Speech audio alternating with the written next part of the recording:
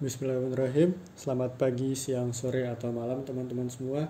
Pada kesempatan kali ini kita akan membahas materi UTBK dengan sub mata pelajaran penalaran matematika. Oke, jadi pada video pertama ini kita akan membahas sekitar 2 teks dengan total soal kurang lebih 8 soal. Kita langsung saja masuk ke soal yang pertama. Oke, kita masuk ke teks yang pertama. Teks pertama ini adalah teks mengenai jarak antar kota gitu. Dan di soal pertama ini yang diminta itu atau yang ditanyain itu jarak yang harus ditempuh dari kota B ke kota C. Diketahui di teks juga kalau jarak dari kota C ke kota F itu sejauh 120 km. Kalau kita perhatiin lagi, 120 km di sini itu 3 kotak gitu. Nah, jadi kita bisa asumsiin kalau satu kotaknya itu sejauh 40 km dari 120 bagi 3, jadi 40. Terus yang diminta jarak dari kota B ke kota C. Kita lihat lagi ke gambarnya. Itu B ke C itu berupa garis miring gitu. Kalau di kotaknya itu nggak lurus. Nah, buat ngemudahin kita bisa gambar dulu. Kita gambar ulang gitu. B ke C itu kayak gimana. Nah, kita gambar berarti nanti alasnya itu 80, tingginya 40. Terus yang diminta jarak dari B ke C. Di sini kita bisa pakai prinsip dari Pythagoras gitu. Jadi nanti BC-nya itu kita dapat tuh akar dari 80 kuadrat ditambah 40 kuadrat. Jadi berapa tuh? Akar 6400 ditambah 1600 sama dengan akar 8000 atau 40 akar 5. Jadi kita dapat jawaban soal pertama itu opsi D, 40 akar 5. Kita lanjut ke soal kedua. Di sini soal kedua yang ditanyakan adalah total panjang semua jalan tol. Itu berapa kilometer? Nah, tapi sebelum itu kita baca lagi ke informasi. Di situ dikasih tahu kalau yang merupakan jalan tol itu yang berbentuk setengah lingkaran. Nah, kalau kita lihat ke gambarnya itu, yang setengah lingkaran itu kan berarti dari B ke A dan dari A ke D. Sehingga jalan tol itu tadi AB sama AD. Kita pertama cari AB-nya dulu. Masih sama caranya kayak soal pertama tadi, berarti per satu kotak yaitu 40 km, kita masukin tuh ke dalam rumus Pythagoras karena di sini AB-nya itu berupa miring. Nah, kita dapet tuh akar 40 kuadrat ditambah akar 120 kuadrat, itu hasilnya akar 16.000 atau 40 akar 10. Itu buat yang AB-nya. Nah, sekarang kita lanjut ke yang AD. Caranya juga masih persis sama kayak yang AB tadi. Per kotaknya itu 40 km. Berarti AD di sini itu akar dari 80 kuadrat ditambah 80 kuadrat. Nah, kalau misalkan kita punya sisi miring begini, yang persegi sisi miringnya itu langsung aja sisi akar 2. Jadi di sini AD-nya itu 80 akar 2. Nah, karena tadi di soal diminta itu total panjang semua jalan tol, berarti kan di sini kita pakai keliling dari setengah lingkaran. Nah, rumusnya itu setengah dikali pi dikali diameter. Terus ini tuh diameternya itu berarti jarak tadi, jarak AB dan jarak AD. Itu kita pakai sebagai diameternya. Langsung kita masukin ke dalam rumusnya. Berarti setengah pi dikali AB ditambah AD. Kita masukin AB-nya 40 akar 10 sama AD-nya 80 akar 2. Berarti setengah pi dikali 40 akar 10 ditambah sama 80 akar 2. Nah, itu kan sama-sama semuanya bisa dibagi 2. Berarti nanti hasilnya bakal jadi 20 pi dikali akar 10 ditambah 2 akar 2. Lalu soal ketiga di teks yang sama. Sekarang soalnya itu minta berapa luas daerah yang menghubungi antara kota DE, kota DF, dan EF. Terus kalau kita lihat di gambarnya itu tuh ngasilin gambar segitiga gitu. Nah, karena yang diminta luas segitiga, berarti rumusnya itu setengah dikali alas dikali tinggi. Masih sama kayak tadi, per satu kotaknya itu 40 km. Berarti alasnya 40 tambah 40 tambah 40 jadi 120. Dan tingginya itu 40 tambah 40 jadi berapa tuh? 80. Nah, kita masukin ke rumus luas segitiga tadi. Berarti setengah dikali alasnya 120 dikali sama tingginya 80. Kita dapat hasilnya itu 4.800. Di soal keempat ini di teks yang sama ditanyain, Ani berangkat dari kota B ke kota E. Maka jarak terpendek yang dapat ditempuh Ani adalah berapa kilometer? Kalau kita lihat di gambar, si Ani ini ada dua kemungkinan. Dia bisa lewat BC, lalu CF, terus FE. Atau yang kedua itu BA, AD, atau DE. Nah, karena di soal ini yang diminta jarak terpendek, ya udah kita breakdown dulu aja dua-duanya. Kita mulai dari yang jalur pertama.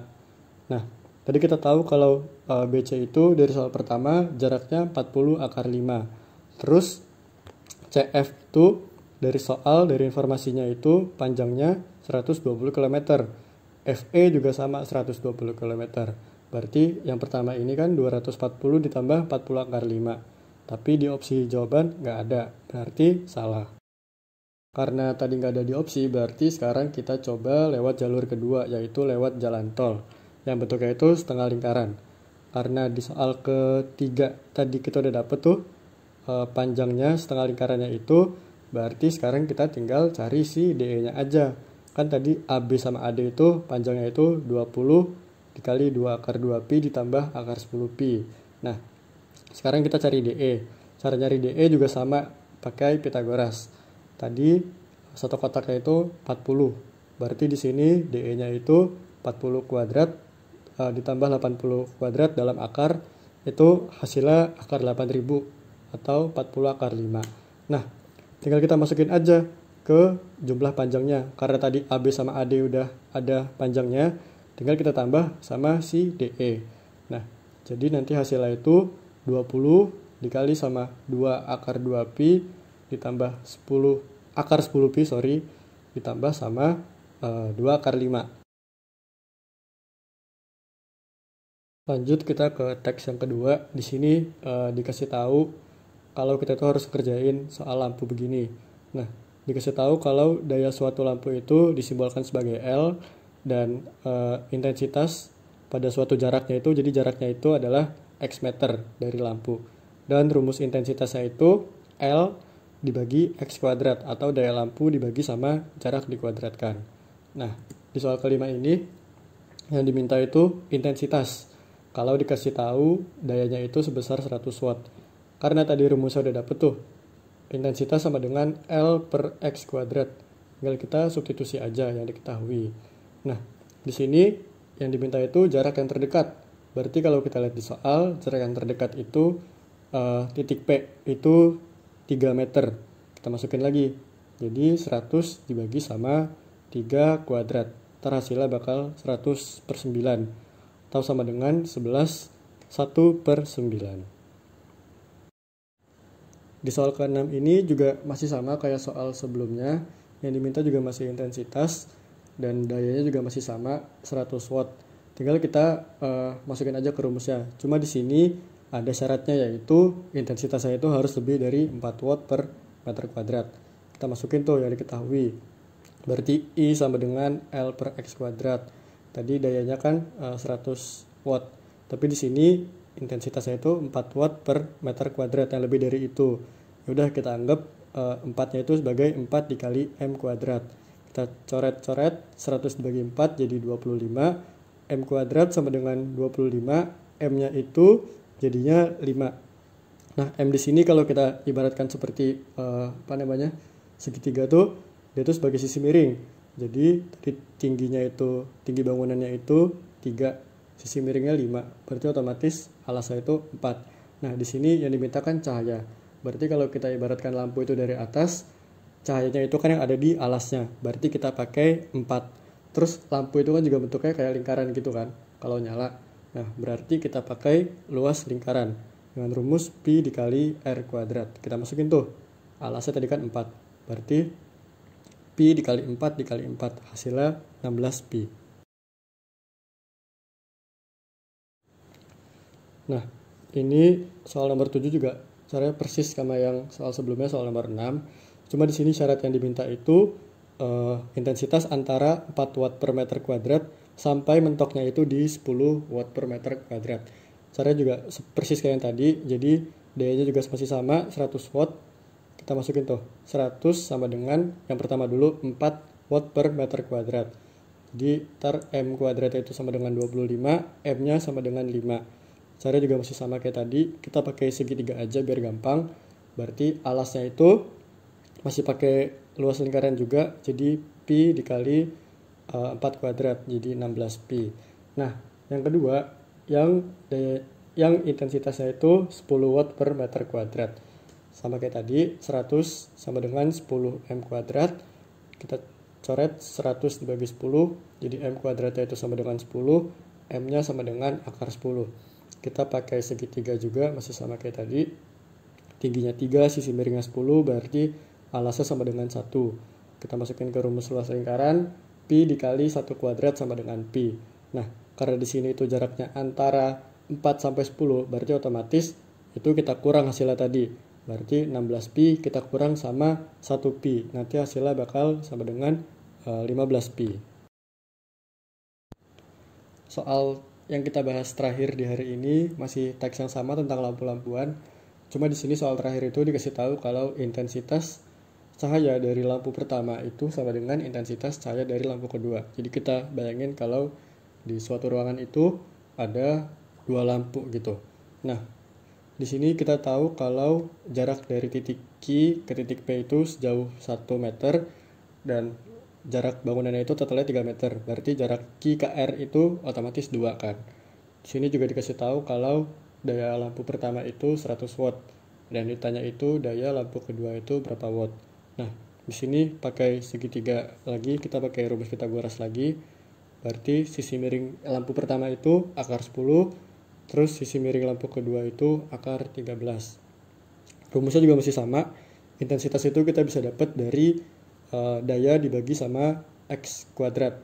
Kita pertama yang akar 10 dulu, atau lampu pertama. Jadi intensitasnya itu kan 100, dayanya tadi 100 per akar 10 dikuadratkan. Itu nanti kita dapat intensitasnya itu sebesar 10. Karena di soal itu syaratnya adalah intensitas pertama dan intensitas lampu kedua itu sama, berarti I1 sama dengan I2 sama-sama 10. Kita masukin lagi nih, intensitasnya 10, yang ditanya itu dayanya, berarti L per X kuadrat. X kuadratnya tadi akar 13, dayanya 10, tinggal kita kali tuh, 10 dikali akar 13 dikali akar 13. Kita dapat daya lampu kedua itu sebesar 130 watt. Mungkin cukup sekian soal yang kita bahas pada kesempatan kali ini. Semoga apa yang sudah kita bahas pada kali ini dapat bermanfaat dan dapat dimengerti. Lalu jika ada kesalahan, mohon dikoreksi di kolom komentar. Jika ada yang ingin ditanyakan juga silahkan untuk bertanya di kolom komentar. Sampai jumpa di video berikutnya. Terima kasih teman-teman.